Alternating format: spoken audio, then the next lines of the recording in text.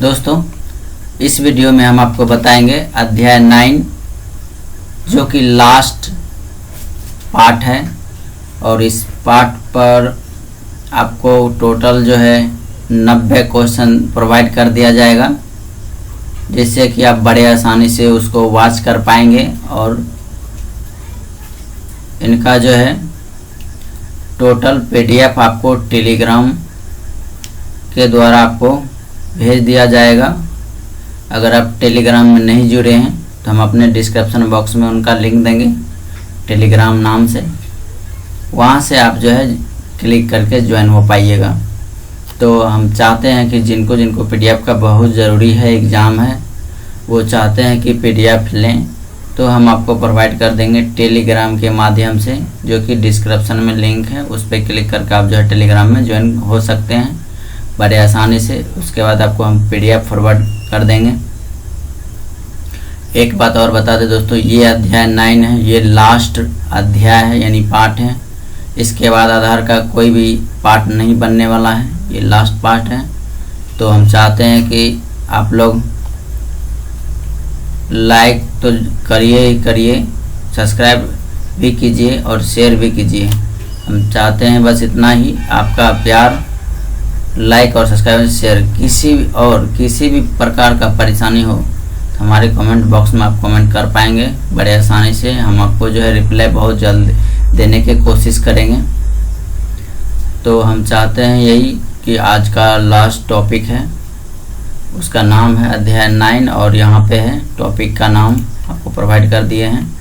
क्या है? ग्राहक संतुष्ट में सुधार और धोखाधड़ी से बचने के लिए नामांकन कर्मचारियों के लिए दिशा निर्देश। जी हाँ दोस्तों, ये लास्ट टॉपिक आपको आज प्रोवाइड कर रहे हैं। करीब 90 क्वेश्चन है, तो आपको अनुमान लग गया होगा कि ये कितना मतलब मिनट का होगा, करीब 40-45 मिनट का होगा।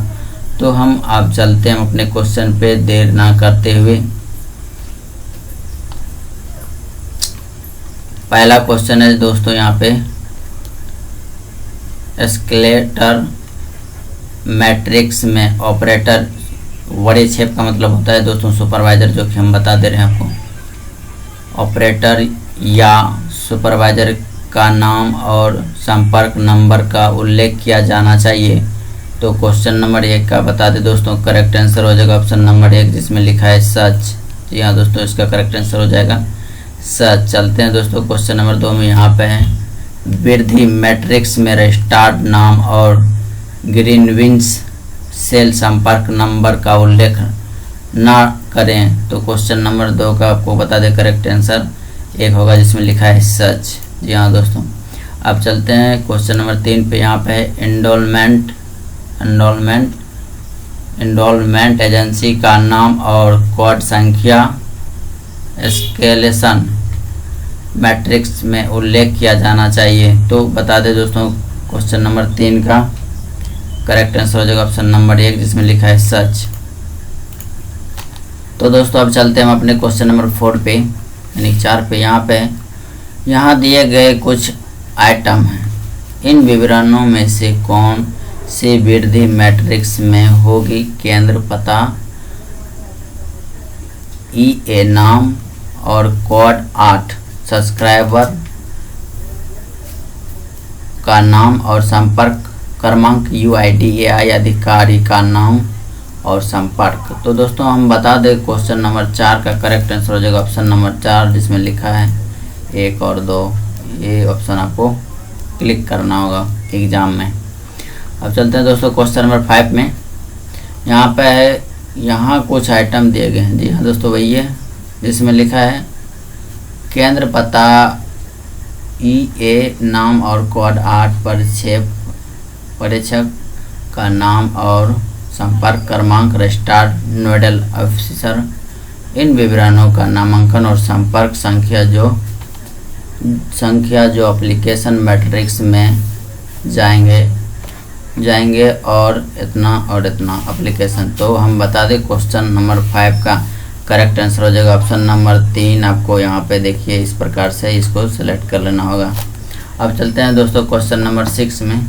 यहाँ पे है केंद्र पता, संचालक का नाम और संपर्क नंबर 8 प्रेषक का नाम और संपर्क क्रमांक, रजिस्टर्ड नोडल ऑफिस का इन विवरणों का नाम और संपर्क नंबर क्या एस्केलेशन मैट्रिक्स में जाएगा। तो हम बता दें दोस्तों क्वेश्चन नंबर 6 का करेक्ट आंसर हो जाएगा ऑप्शन नंबर 2। चलते हैं दोस्तों क्वेश्चन नंबर 7 में यहाँ पे है केंद्र पता का संचालक का नाम, संपर्क 8, शिकायत सेल की संख्या, रजिस्टर्ड नोडल ऑफिसर इन विवरणों का नाम और संपर्क नंबर क्या एस्केलेशन मैट्रिक्स में जाएगा। तो दोस्तों क्वेश्चन नंबर 7 का करेक्ट आंसर हो जाएगा ऑप्शन नंबर 4, आपको लगा देना होगा। चलते हैं दोस्तों क्वेश्चन नंबर 8 में यहाँ पे है आपका काम सही स्टेटमेंट की पहचान करना। पहला, ऑपरेटर को सभी के साथ समान व्यवहार करना चाहिए, भले ही वरिष्ठ नागरिक हो और अलग अलग निवासी हो।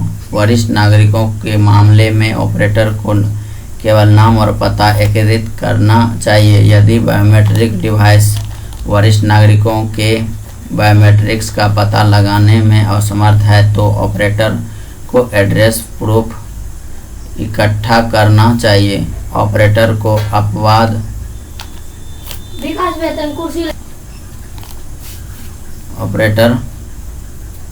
ऑपरेटर को एड्रेस प्रूफ इकट्ठा करना चाहिए और ऑपरेटर को अपवाद फोटोग्राफ को कैप्चर करना है।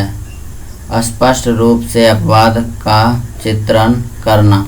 तो दोस्तों 8 नंबर क्वेश्चन का करेक्ट आंसर हो जाएगा ऑप्शन नंबर 4, जिसमें लिखा है 1। अब चलते हैं दोस्तों यहाँ पे 9 नंबर क्वेश्चन में। यहाँ पे आपका कार्य सही स्टेटमेंट की पहचान करना। यदि बायोमेट्रिक डिवाइस वरिष्ठ नागरिकों के बायोमेट्रिक्स का पता लगाने में असमर्थ है तो ऑपरेटर को बल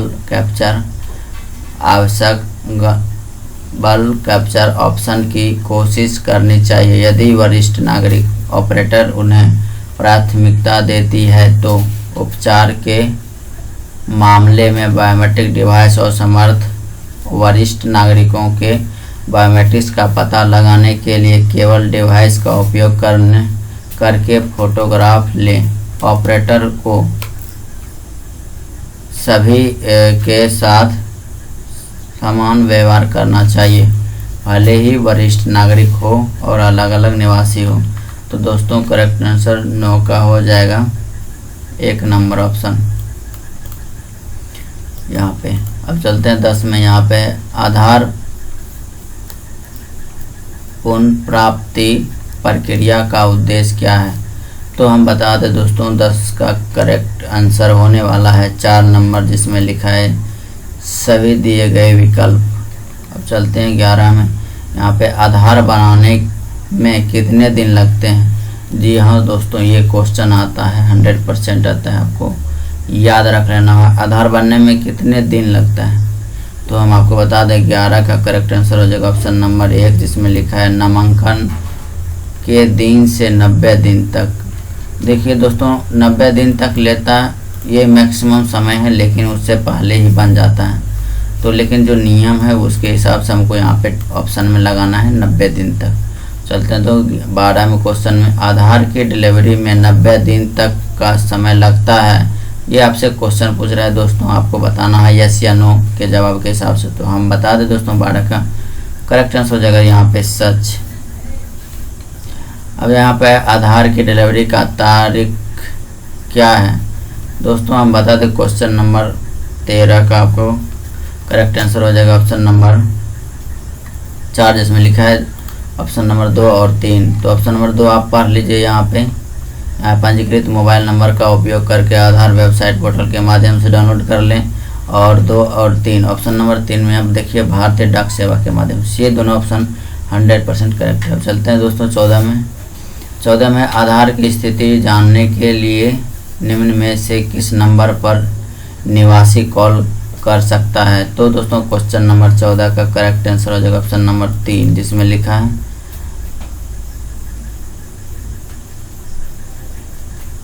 51,900। दोस्तों ये ऑप्शन गलत है, लेकिन हम बता दें 1943 पर आप कॉल करिएगा, ये 100% करेक्ट होगा। अब चलते हैं यहाँ पे क्वेश्चन नंबर 15 पे। एक निवासी अपना आधार पत्र खो गया है और नामांकन आईडी EID उपलब्ध है, MMS के माध्यम से आधार स्थिति के लिए अनुरोध करने की प्रक्रिया क्या है। जी हाँ दोस्तों, तो इसका हो जाएगा 15 का करेक्ट आंसर ऑप्शन नंबर 4, जो कि हम यहाँ पे बता दें दोस्तों। ऑप्शन नंबर 4 यहाँ पे ऑप्शन नंबर 4 में है दोनों, 1 और 2, मतलब कि आप यहाँ से ये वाला भी ऑप्शन सही है और ये भी वाला ऑप्शन सही है, तो इसमें से आप दोनों में भेज सकते हैं। चलिए दोस्तों 16 में चलते हैं। यहाँ पे एक निवासी अपने आधार की स्थिति जानने के लिए इतना पर SMS कर सकता है, तो बता दें दोस्तों क्वेश्चन नंबर 16 का हो जाएगा 1 नंबर, जिसमें लिखा है सच। जी हाँ दोस्तों, अब चलते हैं 17 में। यहाँ पे है रेनू ने आधार के लिए आवेदन किया है, उसने एक नामांकन केंद्र में अपने जनसांख्यिक यानी कि डेमोग्राफी और बायोमेट्रिक विवरण दिए। विवरण संसाधित करने और रेनू को आधार भेजने में कितने दिन लगते हैं, तो आपको पता ही होगा दोस्तों, हम आपको बता ही दिए थे। अगर 100% डॉक्यूमेंट सही होगा, क्वेश्चन नंबर 17 का करेक्ट आंसर हो जाएगा ऑप्शन नंबर 4, जिसमें लिखा है 90 दिन तक। तो लगता है इससे पहले भी हम प्रोवाइड कर दी हैं आपको कितना दिन लगता है बनने में, और 90 दिन आपको लगा देना होगा। अब चलते हैं 18 में। यहाँ पे है राधा कक्षा 10 की छात्र है, वह सरकारी छात्रवृत्ति कार्यक्रम का लाभ उठाना चाहती है। वह अपने आधार को योजना से जोड़ने की जल्दी में है ताकि वह अपनी पढ़ाई जारी रख सके। ऐसे मामले में क्या करने की ज़रूरत है। तो दोस्तों आपको इस प्रकार से क्वेश्चन को समझ लेना होगा। तो इसमें हम बता दें 18 का करेक्ट आंसर क्या होने वाला है, तो हम बता दें ऑप्शन नंबर 2 होगा, जिसमें लिखा है स्थिति को आधार बनाने के लिए UID पूर्ण प्राप्ति प्रक्रिया का उपयोग करें। जी हाँ दोस्तों, ऑप्शन नंबर 2 हो जाएगा, ध्यान से रहें। और ये जो ऑप्शन नंबर 2 को आपको लगा देना होगा 18 में। चलते हैं 19 नंबर क्वेश्चन में। यहाँ पे एक निवासी ने अपना आधार कार्ड खो दिया। जी हाँ दोस्तों, आपको ये अपना खुद का समझिए एग्जाम्पल में कि हमने एक आधार कार्ड खो दिया। उसके बाद यहाँ पे लेकिन उसका आधार नंबर जानता है, वो आदमी एक आधार नंबर जो 12 डिजिट का होता है वो जानता है। वह अपनी व्यक्तिगत ईमेल ID में अपना आधार प्राप्त करना चाहता है। इस स्थिति में उसे क्या करना चाहिए। तो दोस्तों 19 का हम आपको बता दें करेक्ट आंसर ऑप्शन नंबर 4 हो जाएगा, जिसमें लिखा है दोनों 1 और 2। तो एक हम पढ़ लेते हैं। यहाँ पे है नामांकन केंद्र पर जाएं और उन्हें अपनी ईमेल ID पर डाउनलोड करने और भेजने की अनुरोध करें। ठीक है, उसके बाद दूसरा ऑप्शन में UID की वेबसाइट पर जाएं, आधार डाउनलोड कर लें। जी हाँ दोस्तों, आप वेबसाइट से भी डाउनलोड कर पाएंगे बड़े आसानी से और ईमेल पे कर सकते हैं। अब चलते हैं दोस्तों क्वेश्चन नंबर 20 में। यहाँ पे एक निवासी ने EID और UID नंबर दोनों खो गया, मतलब खो दिए।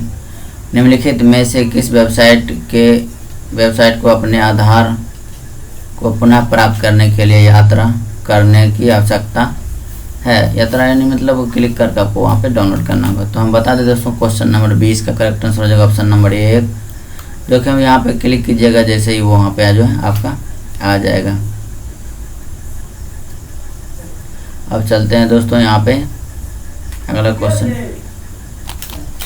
चलते हैं दोस्तों क्वेश्चन नंबर 21 में। यहाँ पे निम्नलिखित में से कौन सी जानकारी आपको आधार से डाउनलोड करने के लिए eaadhar.uid.gov.in पर दर्ज करनी चाहिए PDF प्रारूप के रूप में। तो क्वेश्चन नंबर 21 का करेक्ट आंसर हो जाएगा ऑप्शन नंबर 4, जिसमें लिखा है दिए गए सभी विकल्प जैसे कि AID नंबर, नाम, पंजीकृत मोबाइल पर OTP प्राप्त हुआ, ये टोटल आ जाएगा ऑप्शन में। तो चलते हैं क्वेश्चन नंबर 22 में। यहाँ पे निम्नलिखित में से कौन सी संख्या आधार से संबंधित किसी भी मुद्दे के लिए एक निवासी को बुला सकती है। तो दोस्तों क्वेश्चन नंबर 22 का करेक्ट आंसर हो जाएगा ऑप्शन नंबर 2, जिसमें लिखा है 1943।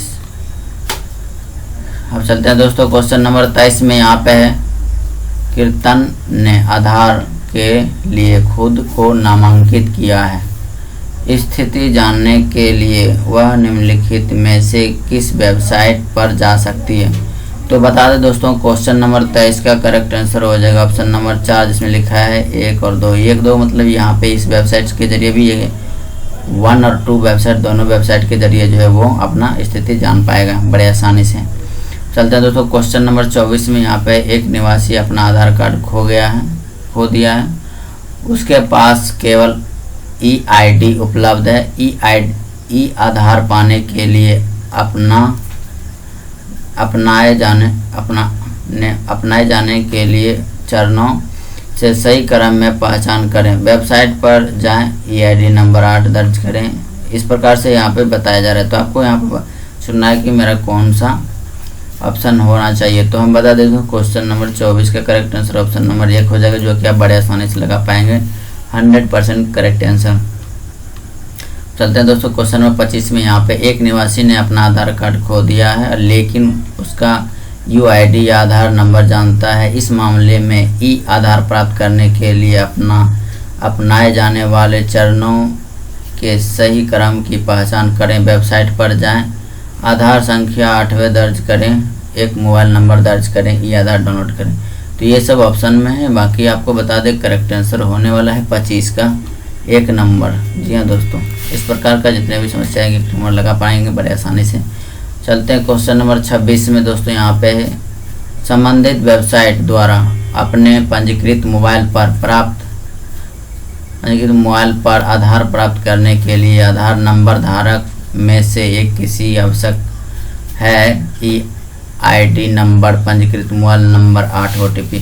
तो इसमें बता दो क्वेश्चन नंबर 26 का करेक्ट आंसर हो जाएगा ऑप्शन नंबर 4, जिसमें कि आप बड़े आसानी से लगा पाएंगे।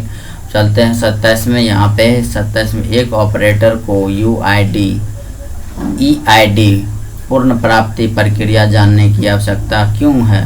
दोस्तों क्वेश्चन नंबर 27 का करेक्ट आंसर हो जाएगा ऑप्शन नंबर 3, जो कि आप बड़े आसानी से पढ़ पाएंगे। यहाँ पे लिखा हुआ है, यदि निवासी ने आधार खो दिया है तो आधार संख्या उत्पन्न करने के लिए। यहाँ दोस्तों यहाँ पे 27 का करेक्ट आंसर ऑप्शन नंबर 3 हो जाएगा। 28 में चलते हैं। यहाँ पे जब पत्र 90 दिनों के बाद भी गंतव्य तक नहीं पहुँचता है तो पूर्ण प्राप्ति की आवश्यकता हो सकती है।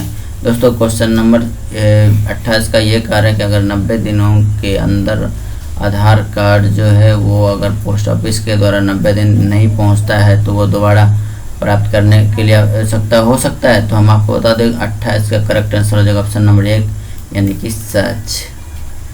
अब 29 में चलते हैं। यहाँ पे आधार नंबर धारक को अपनी इनरोलमेंट ID या यूनिक ID खो जाने पर पूर्ण प्राप्ति की आवश्यकता हो सकती है।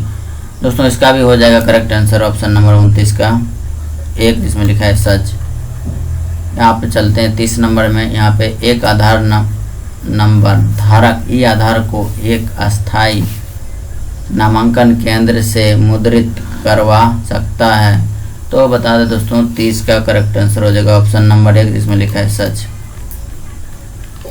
चलते हैं 31 में। यहाँ पे निम्नलिखित में से किस मामले में UID पूर्ण प्राप्ति प्रक्रिया सहायक हैं।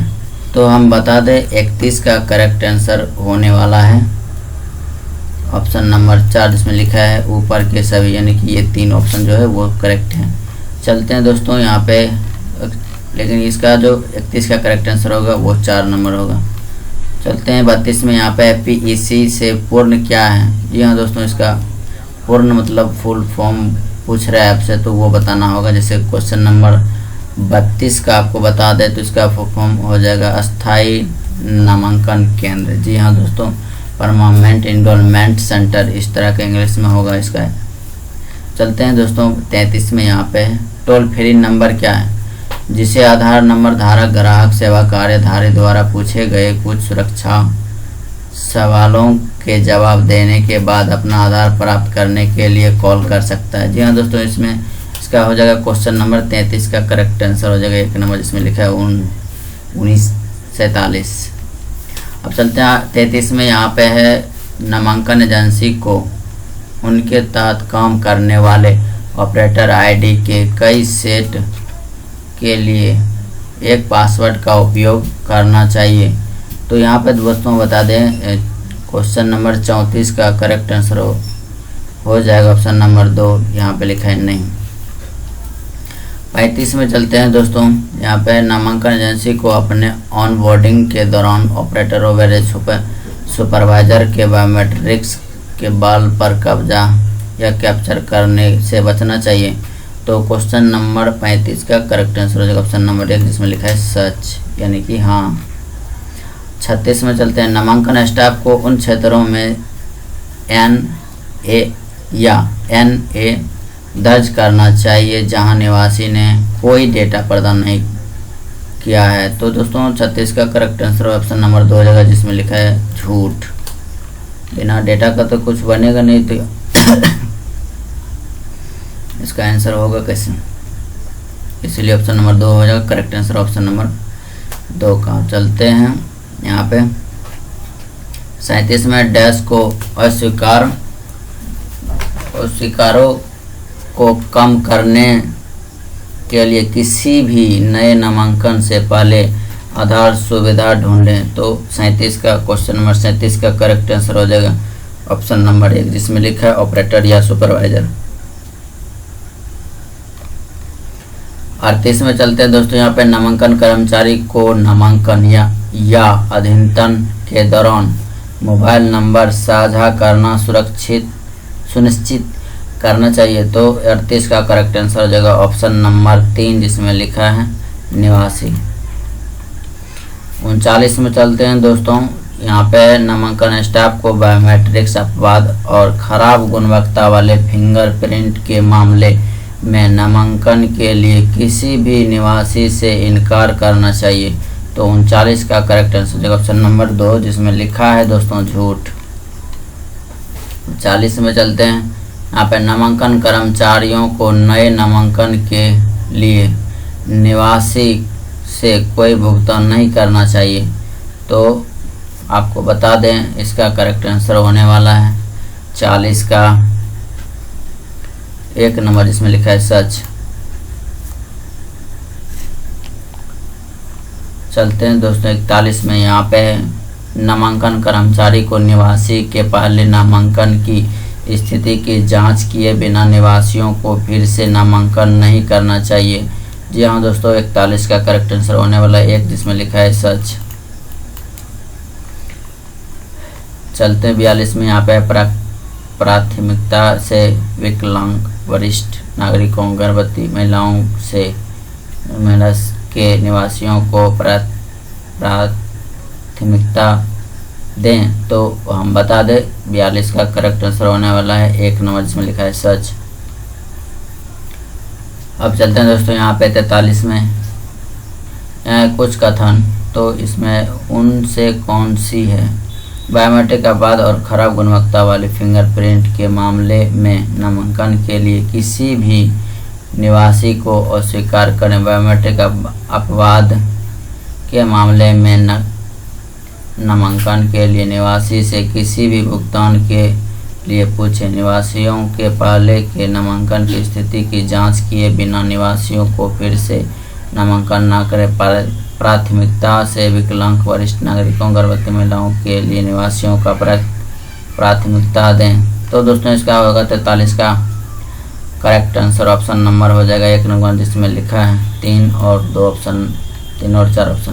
तो इसका करेक्ट ऑप्शन नंबर 1 हो जाएगा। चलते हैं दोस्तों 44 में। यहाँ पे है उनमें से कौन सही है। यहाँ पे ऑपरेटर है IDS के अधिक सेट के लिए एक पासवर्ड का उपयोग न करें। ऑपरेटर या सुपरवाइजर के बायोमेट्रिक के बल पर कैप्चर सक्षम करें।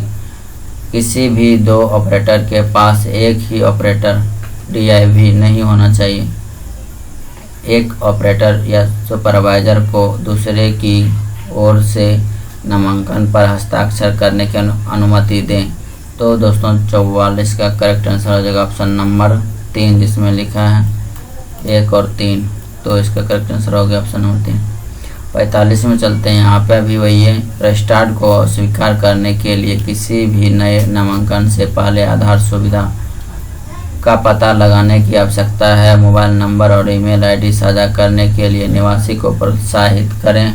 UIDAI से आधार SMS प्राप्त करने के बाद EID डाउनलोड करने के लिए निवासी को सूचित करें। नामांकन के लिए निवासी से कोई भुगतान न करें। तो दोस्तों क्वेश्चन नंबर 45 का करेक्ट आंसर हो जाएगा ऑप्शन नंबर 2। चलते हैं 46 में। यहाँ पे किसी अन्य को नामांकन के लिए हस्ताक्षर करने की अनुमति ना दें जो आपने किया है। दूसरों द्वारा किए गए नामांकन के लिए साइन न करें। उन क्षेत्रों में N या A या N दर्ज करें जहां निवासी ने कोई डेटा प्रदान नहीं किया है।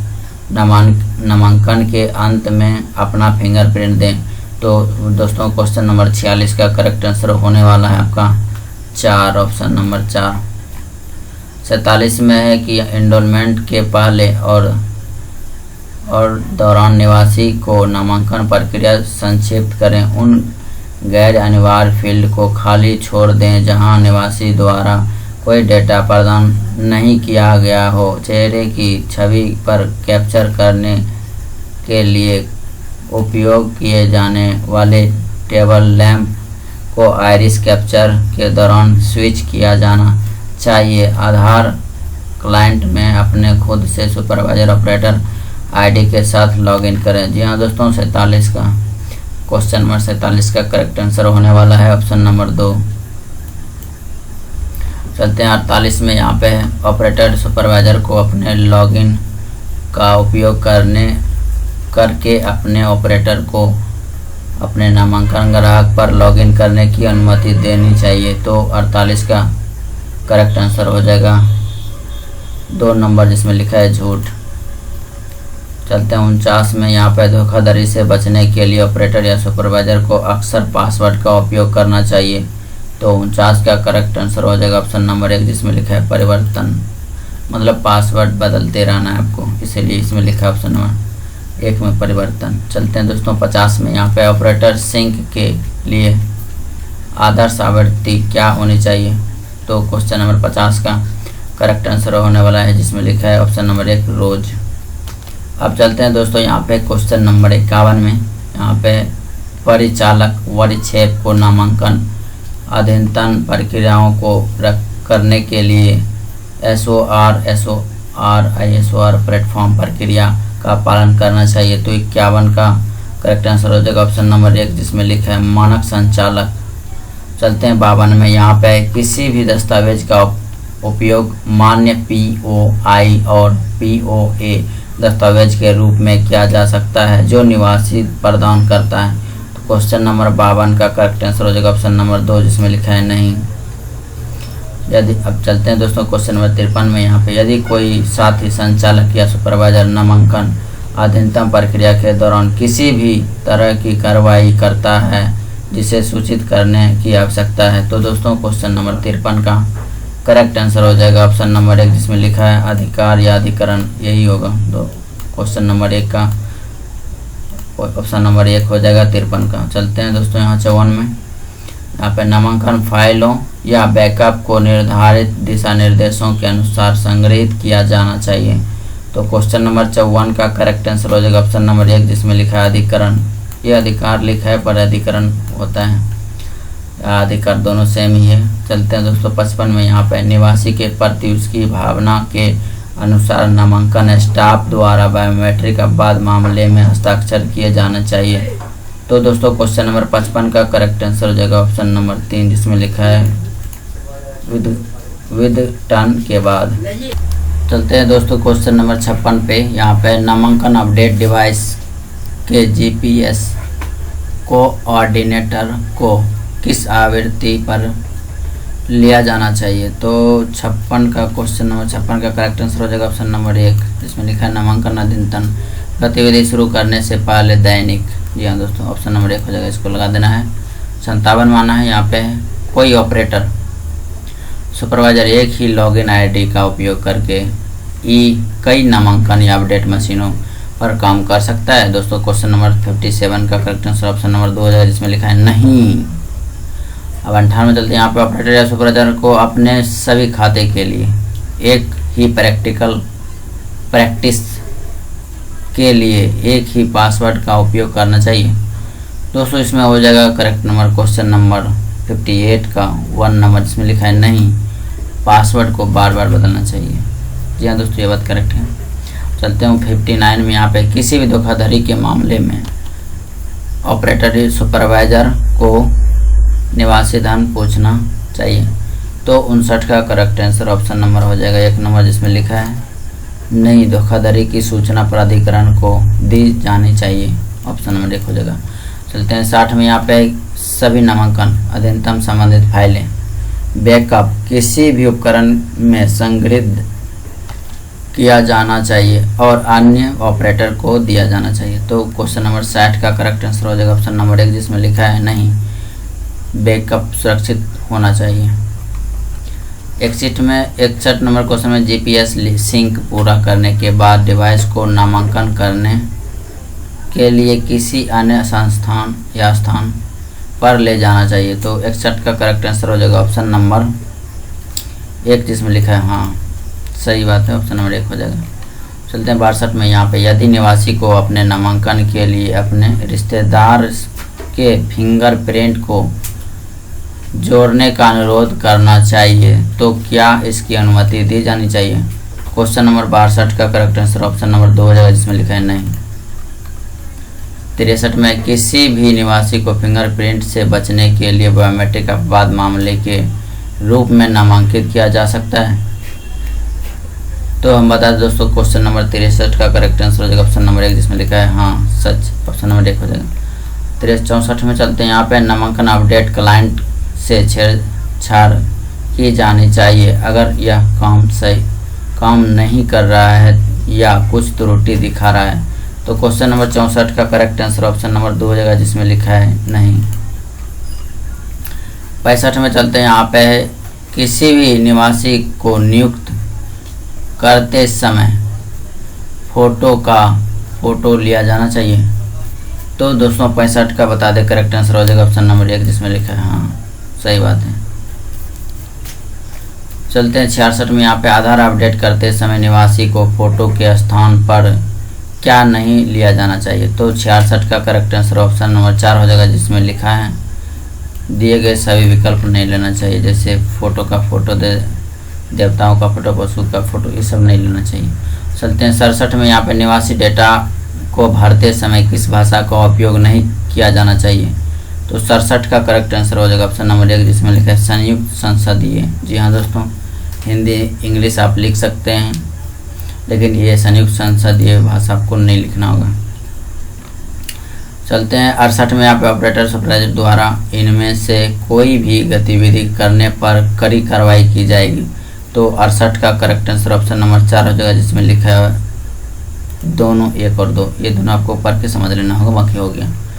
चलते हैं 70 में। यहाँ पे फिंगरप्रिंट लेने से बचने के लिए 5 वर्ष से अधिक उम्र के किसी भी निवासी को बाल के रूप में नामांकित किया जा सकता है। तो 69 का करेक्ट आंसर हो जाएगा दोस्तों ऑप्शन नंबर 2, जिसमें लिखा है नहीं। 70 में यहाँ पे 5 वर्ष से कम उम्र के सभी बच्चों को उंगलियों के निशान देने के लिए मजबूर किया जाना चाहिए। तो 70 का करेक्ट आंसर ऑप्शन नंबर हो जाएगा 1, जिसमें लिखा है नहीं।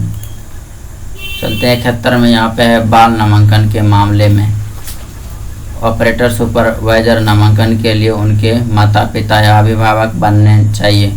तो 71 का करेक्ट आंसर हो जाएगा ऑप्शन नंबर 2, जिसमें लिखा है नहीं।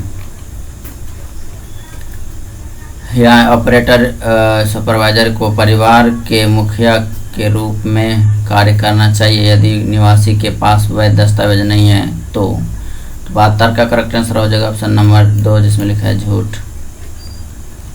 समाचार का पत्र या किसी भी ब्लैंक पेपर का उपयोग POI और POA के समर्थन के रूप में किया जा सकता है। तो 73 का करेक्ट आंसर हो जाएगा ऑप्शन नंबर 2, जिसमें लिखा है झूठ।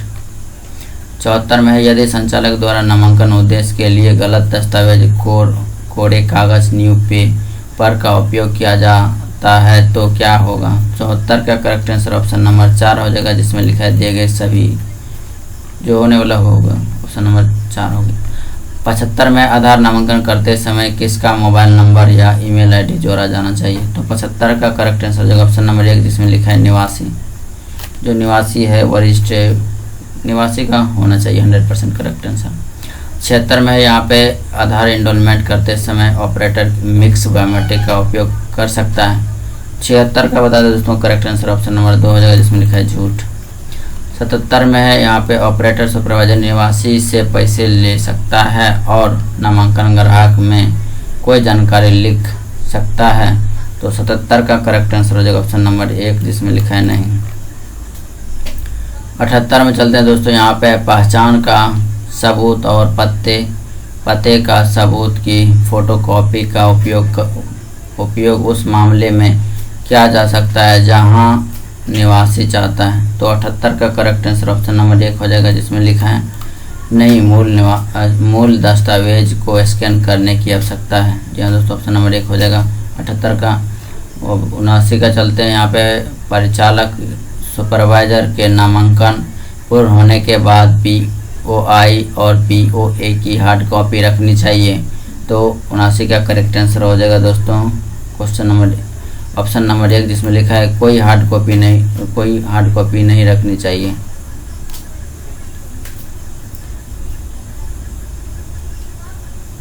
अब चलते हैं दोस्तों, यहाँ पे 80 में यहाँ पे है आधार नामांकन और अद्यतन करते समय निम्नलिखित में से कौन सी गतिविधियों से बचना चाहिए।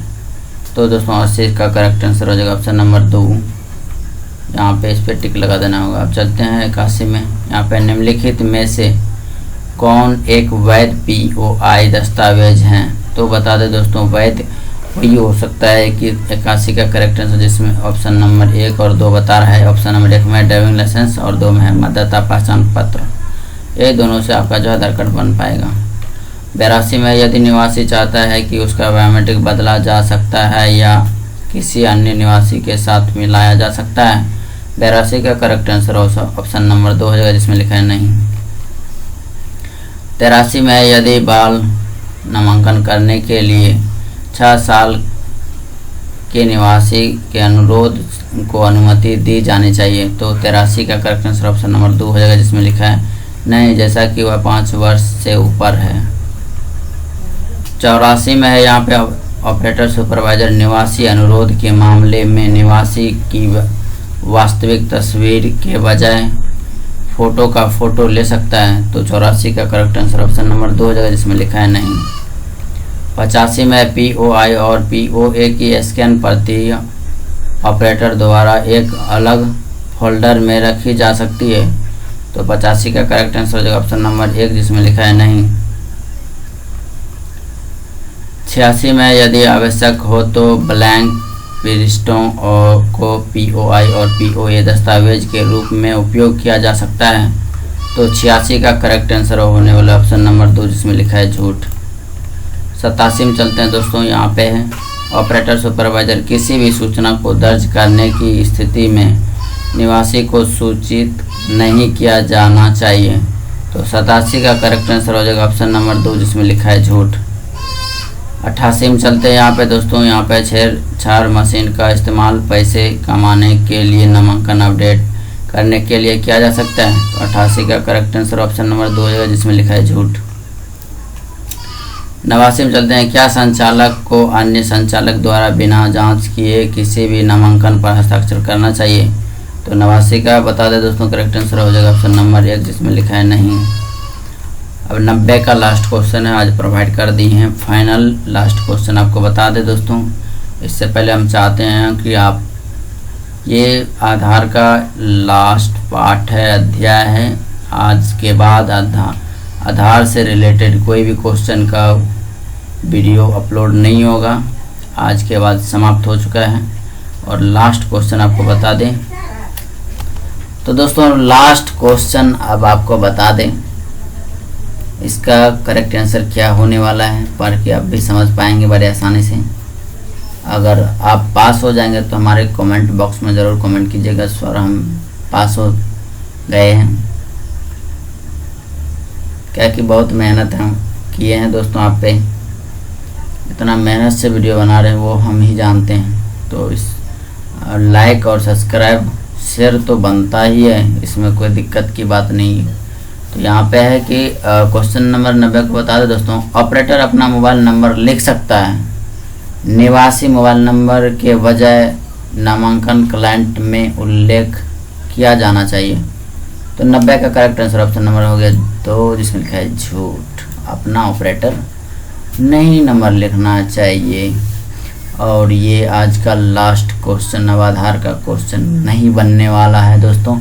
यहाँ पे लिखा है फाइनल द एंड, यानी कि अब जो है फाइनल एंड हो चुका है। तो आपसे हम फिर से निवेदन करना चाहेंगे, लाइक सब्सक्राइब शेयर ज़रूर कीजिएगा। अगर आप इतना मेहनत करने के बाद अगर पास नहीं होते हैं तो अनर्थ की बात है, लेकिन हम चाहते हैं कि आप समझ पाए हैं बड़े आसानी से। आपको 100 में 100 मार्क्स आने वाला है, बस आपको ध्यान से हमारे वीडियो को वॉच करना होगा और लाइक सब्सक्राइब शेयर तो बनता ही है, वो कर देना होगा। तो आज का वीडियो यहीं तक था दोस्तों। अगर किसी भी टॉपिक का आपको वीडियो चाहिए या टेलीग्राम से आप हमारे जितने भी 1 से 9 तक पार्ट बना है उसका आप PDF ले पाएंगे, लेकिन PDF में जो है वो क्वेश्चन और ऑप्शन रहेंगे, आंसर तो आपको यहाँ पे वॉच करके ही लगाना होगा। हम आपको टेलीग्राम के माध्यम से प्रोवाइड कर देंगे PDF, और इसका टेलीग्राम का लिंक हम अपने डिस्क्रिप्शन बॉक्स में देंगे। अगर पार्ट 1 से लेकर 8 तक नहीं देखे होंगे तो वो भी देख लीजिएगा, उसका भी लिंक हम दे देंगे, टेलीग्राम का भी लिंक दे देंगे। अगर किसी भी तरह का परेशानी हो तो कमेंट बॉक्स में आप कमेंट कीजिएगा, हम टेलीग्राम का भी लिंक दे सकते हैं। तो आज का वीडियो यहीं तक था, अच्छा लगे तो लाइक सब्सक्राइब शेयर ज़रूर कीजिएगा। धन्यवाद दोस्तों।